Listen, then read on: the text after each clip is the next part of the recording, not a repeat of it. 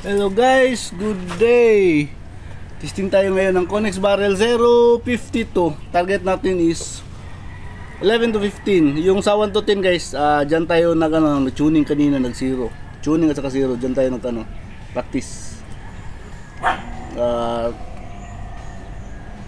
Tapos final natin na target is 1 to 11 to 15. Gamit natin na pellet is JMS Pro.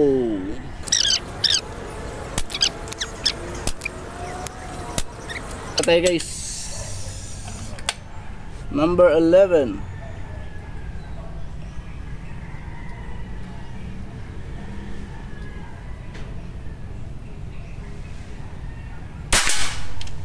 Yes.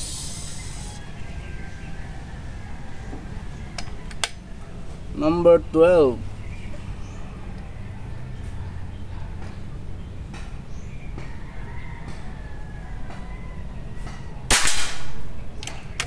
Gis din.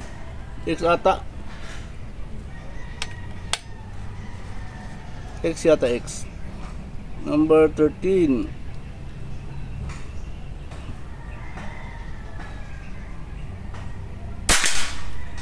Yun. Gis din. X din ata. Hindi ko masyadong klaro. Lapitan natin mamaya.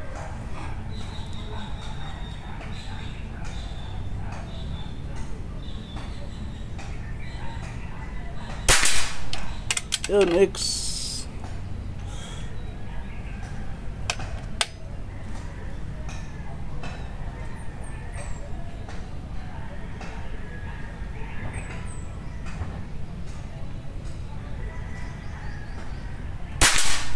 Yun, X din. Kunin natin yung camera natin guys ha.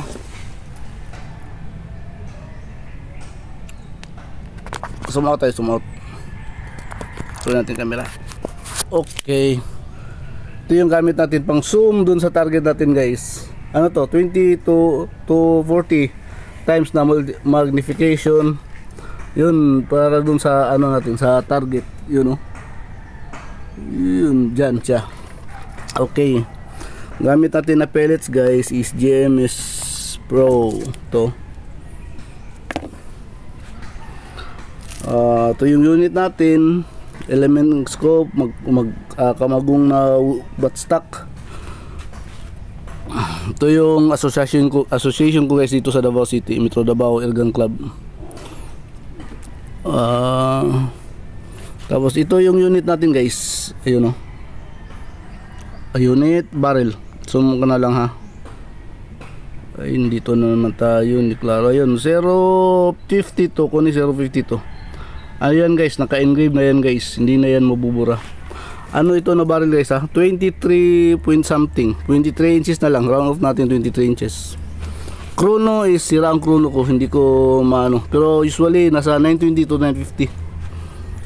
Tuning nyo lang dyan guys. Kasi hindi rin naman pare-pareha ang reading lahat ng chrono. Tatay sa harap. Okay.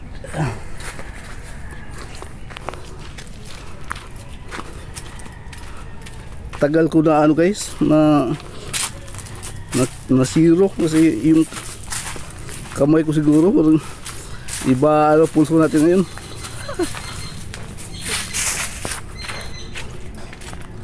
Uy, yun. So ang target natin is 11 to 15. 11 to 15 ha. Yung sa taas guys, dito tayo nag-tuning kanina. Tuning at saka nag-0. Ito pa hanggang dito, humabol pa pag sa mag-0. Ano ba yan?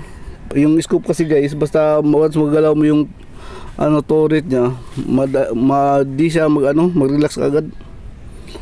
So, yun. So, tuloy tayo.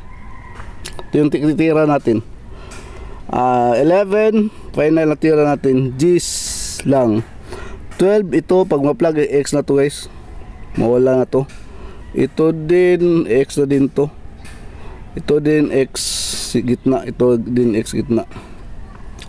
So ano guys, 4 na X, isang G's.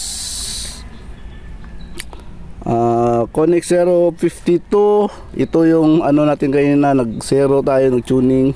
Tapos ito yung final natira, 11 to 15. Gis 5 na Gis guys, 4 next. So Connect barrel 052. Thank you Papagad.